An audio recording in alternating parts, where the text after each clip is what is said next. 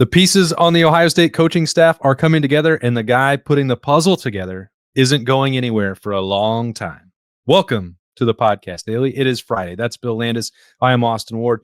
We're going to get into everything happening on that offensive side of the football, but Ryan Day is locked in, Bill, till 2031. 7 years now that he is committed to Ohio State, and he's making $12.5 million a year. It's pretty good work if you can get it, and if you can win a national championship. Yeah. I think so. That makes him. Is that making the second highest paid coach behind Kirby? Is that where he's at? Yeah. That I think that makes sense to me. It's a lot of money. Good for Ryan. Good for Ryan Day. But we knew this was coming in some form or fashion, right? It was telegraphed pretty directly at the national championship celebration by both the AD and the president of the university. So I'm not surprised that it has happened, nor am I surprised by the number. That's the going rate for national championship coaches, and now Ohio State has one. So it's well earned by Ryan Day, and a crazy, whether or not his job was ever on the line, I actually don't think it was. I know, like, there were a lot of conversations about whether it should be or not after that Michigan game, but those were all put to bed rather quickly and rather emphatically, and he's here for a long time now, and I think Ohio State fans should be excited about that. Yeah, I mean, Ross Bjork did make a point in December before the Tennessee game of saying there's alignment here, there's belief, there's vision, there's long-term planning, and Ryan Day is the right guy to implement that. And that's like great to say publicly, and I believed it, but there was still a world where like the conversation becomes different depending on what happens against the Vols in that game at the Horseshoe. The amount of that buyout, which is still going to be incredibly large now moving forward, when you have $12.5 million on your contract per year and 7 years left, that part's not going to change. And I think that it is meaningful, and it probably impacted the bottom line here for Ryan Day and for Ross Bjork and President Carter that he went out and did win the national championship. Because I asked some people who are involved in the administration over the last couple of days, and I'm like, I mean, is that right? That's what the dollar amount is going to be? Like, who is bidding against Ohio State for Ryan Day's services? Like, why is the price tag going up? I'm like, well, the bidding is against Ryan Day's agent, because Ryan has all the leverage in the world because he has a national championship trophy. And you look at the other moving pieces here with putting the staff together and the way that the roster has been built, and the clichéness of the brotherhood, but also the true element of the brotherhood, and proving that he can get the coaching staff hires right with Jim Knowles and Chip Kelly and Bill O'Brien and Carlos Lockton and on down the road. It's like, as you said, that's just the price of poker when you have someone who's won a national championship. There's only 3 of them in the country. So, even if you think, did you have to go all the way to $12.5 million? And you could say, well, maybe not, but why risk it? Like, at this point, you're trying to build for the future, and you want Ryan Day to be doing that as long as possible if you're Ohio State. Yeah, it just sort of costs what it costs, right? And it's an astronomical amount of money. But Ohio State can afford it, and Ohio State needs to show itself to be competitive always in those spaces, and they typically are. So just sort of what had to be done. Like I said, it was earned. Like, I think whatever the number is that puts you at the top of the sport, and in this case, it's $12.5 million. Like, Ryan Day has earned that with what he did this past season and what he's done over his 6 years at Ohio State. I know that it's not all been perfect, but he answered a lot of questions, I think, with the way that Ohio State played in this playoff game. So I fully understand Ohio State wanting to commit to him. And I think it should be exciting for Ohio State that Ryan Day wanted to respond in kind. And I feel the worst for in all this is the National Raiders, who thought Ryan Day should have walked out of Columbus with double birds up as he won a national title and said, "Screw you, Ohio State." I guess he's not particularly interested in doing that. So sorry to all those National Raiders who thought that he should do that. That's weird. I wonder why he wouldn't want to do that. Yeah, I can think of 12.5 million reasons why he wouldn't want to do that.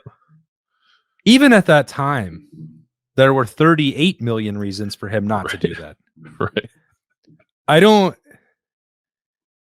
think that we were going to have to relitigate that or get worked up about it.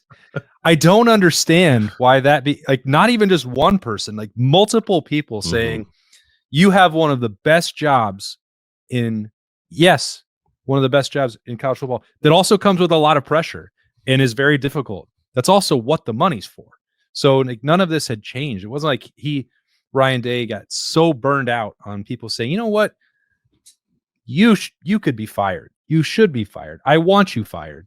That he would have to walk away from not just that amount of money, but also the opportunity and the competitive nature. I think, Herm and I had a conversation with Ryan Day on Thursday that'll be part of our coming series on the 2024 national champions.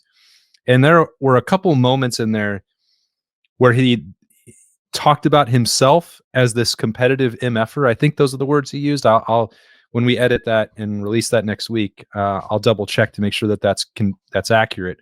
But I'm paraphrasing, if nothing else. And that's the part we've always talked about. And I think that was ludicrous, that there was this suggestion that he would, if he didn't win a national championship or in the midst of a losing streak in the rivalry to Michigan, that he would just be like, you know what? It's too much. I'm out. Can't do it. I know that all of these people that wrote those stories have met Ryan Day, some of them multiple times. And their takeaway would be like, he's going to quit at Ohio State to do what? To be an offensive coordinator in the NFL? Like, what are you even talking about? Yeah, it was always quite foolish. I guess I would separate the two different conversations, not to belabor the point, but like, would he want to subject himself to like the pressures of the job if he thought he wasn't going to get over the hump? Like, I don't know. I guess that's a conversation worth having, although it seems unlikely. He should do it no matter what was like, what are you talking about? But it's a moot point. It's a moot point, I guess, because he's now locked in here for 7 years and he's being paid as one of the top coaches in the sport, as he should be. Anyway, sometimes I just cannot believe the narratives that are concocted about this team. Like you, yeah. And well, they move the needle. I guess they do. You spend 5 seconds putting an ounce of thought into what is actually logical or practical. And it's like, well, can you just delete this link you sent me? I don't know what you're talking about. So Ryan Day's not going anywhere. And as he charts a course for the future on offense, I think there is a desire to take even more of a step back. I think that, you looked at the Tyler Bowen hire, which Ohio State itself has not announced publicly, but we know on the podcast is happening, and that we know that Brian Hartline is going to be the offensive coordinator. And we expect that the other announcement will be Billy Fessler as the quarterback's coach.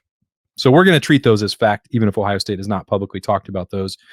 I think that some of the debate was, well, I don't know, Brian Hartline hasn't done this. Did he bring in, Tyler Bowen from Virginia Tech because he's had play calling experience? Does Ryan Day want to go back to calling plays again now that he's won a national championship? I think the Bowen hire and the Hartline promotion and Fessler's input is actually a sign that he would like to continue to take a step back, maybe even more so than he did a year ago. Chip Kelly and Bill O'Brien were step one, and step two is like entrusting, which I think he's already doing with Chip Kelly a year ago, but cultivating, developing, and then handing off more responsibility for leading the offense than down the road, like not even coaching quarterbacks, which sounds like sacrilege, but I think that's the ultimate goal. And that this next wave of younger, even though experienced in all fronts with Fessler, Hartline, and Bowen, despite their age, very experienced. I think that my read on that is that he is preparing for the next step of becoming even more of an overarching CEO than he may have even been a year ago. Yeah, I'm sure he learned over the course of the season that it's sort of like okay to let go as long as you have people in the right seats, as he said multiple times, like handling those responsibilities for you. I think you're probably right, but I would wonder if in the sort of like farthest reaches of his mind, he knows that like if things were to get a little wonky, he can clearly step back in if he needed to. I don't think he wants to. I don't think he's anticipating that. I think he's promoting Brian Hartline because he believes he's ready for the job. And he's sort of insulated him a little bit by bringing in Tyler Bowen, who has play calling experience as well. It's weird, like, because I think Hartline's actually older than Tyler Bowen by a couple of years, but Bowen has more play calling coordinator experience, I guess, than Hartline has. It doesn't matter how old they are; it's just a matter how many years they've been on the job. So, I was anticipating like whatever, I don't know, Greg Madison of the offense kind of hire, maybe just like a guy who's kind of been around the block, who's maybe not even tied to a position, but is just sort of around. But it's okay that they don't have that. I actually think not having that from Ryan Day's part projects a ton of confidence in Brian Hartline, and like the youthful energy of it. I think the average age of the offensive assistants is like 36 years old or something like that. Yeah. It's kind of crazy. But it's also partly exciting. I think there's going to be a lot of recruiting energy on that side of the ball. There always has been, but perhaps even more now. So I think it's all good, and I do think it's probably a sign that Ryan Day is even more willing to be more of a CEO than he has been, and I would imagine that's just born out of the comfort and confidence of now being a national championship coach. You feel a little more steadfast in making those decisions and sticking to whatever your beliefs might be. I would admit to being a little bit surprised when that name emerged, earlier in the week. And I'm a simpleton. I looked at, well, when was the last time Tyler Bowen coached offensive line? And, 7 years ago. Like, how about the on-field development? Justin Fry, that was his forte. Mm-hmm. How are you going to replace that, with this guy who hasn't done it in a long time? And maybe he doesn't want to anymore. I don't know. I start thinking about, the worst case scenarios, but I think that once you take a closer look at it, and we'll see how it works out down the road. They're not playing a game today, not playing a game tomorrow.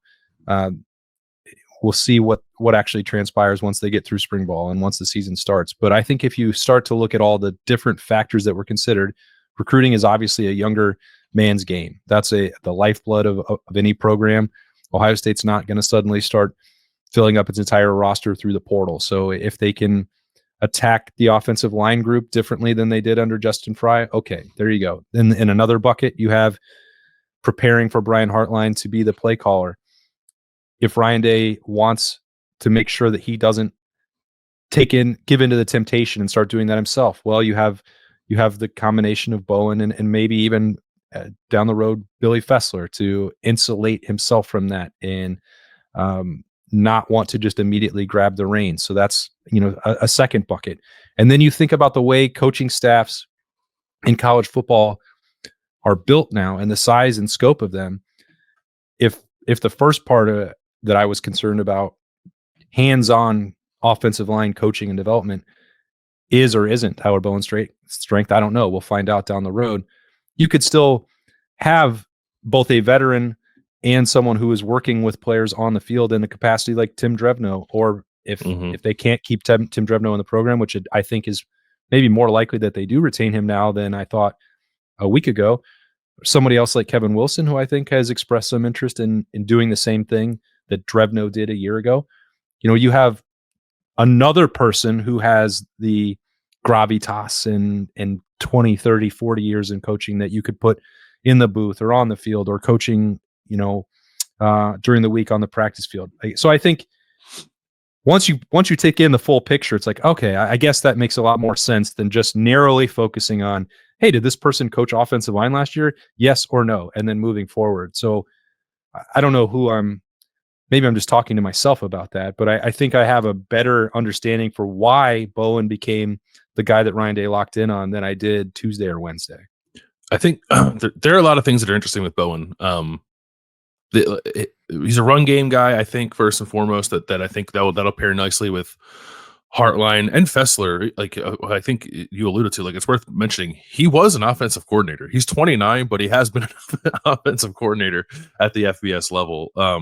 So there's a lot of, I think, pretty solid brain power there. But they needed somebody to come in whose specialties more align with the run game, and I think that's Tyler Bowen. I find his connections with Joe Moorhead to be pretty interesting. He was Joe Moorhead's offensive line coach at Fordham, and I would imagine has some stuff there, like especially like from the RPO world. And Billy Fessler worked for Joe Moorhead at Akron, so maybe you siphon off a little bit of scheme stuff there to bring that to Ohio State's offense. I think that could be exciting.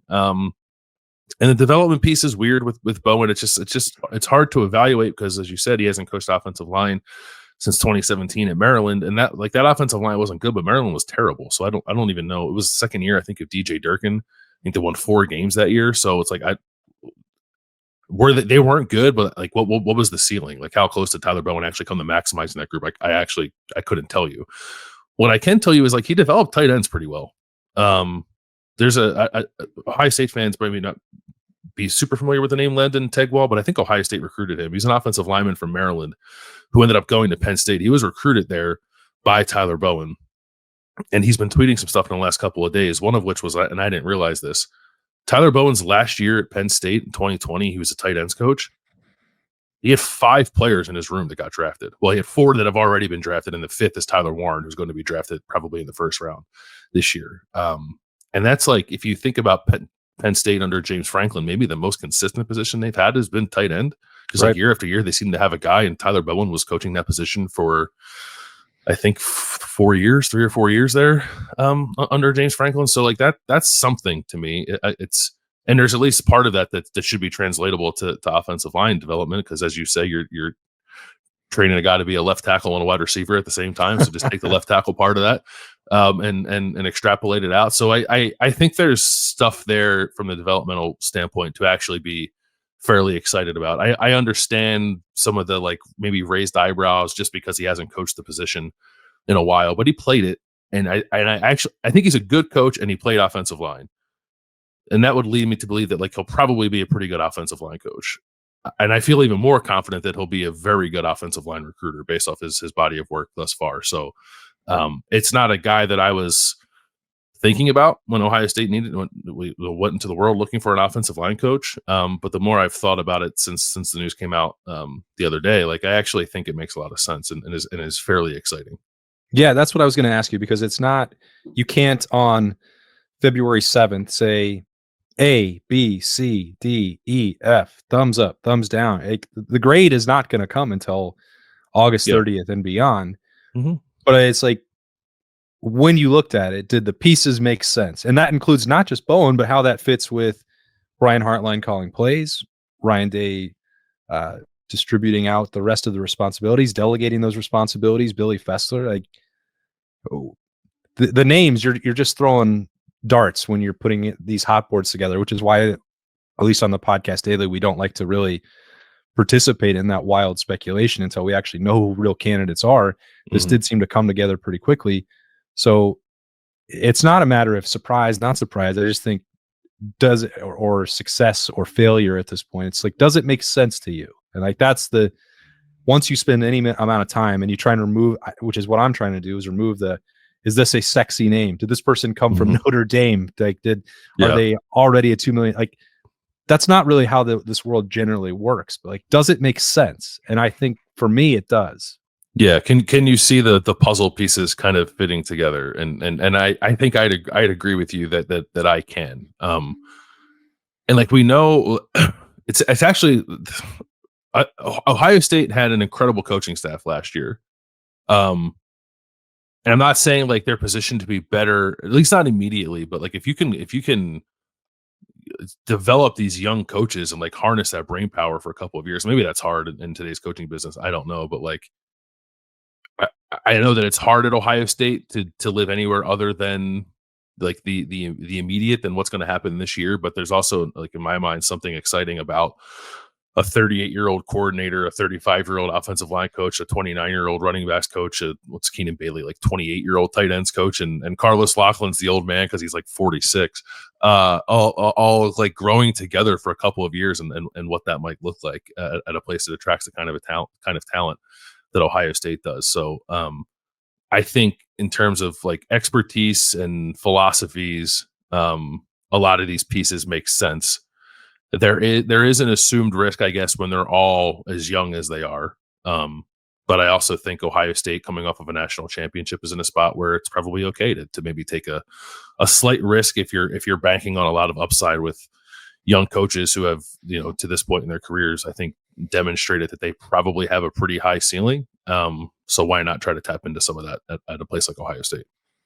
And I know that the question out there is, well, Bill, you and Austin are just talking about the offensive side of the football and the apparent completion of that side of the staff. Like, I would say the same thing that I started the week with. I believe that Ohio State is waiting until the NFL season wraps up and that coaching carousel is still spinning at that level.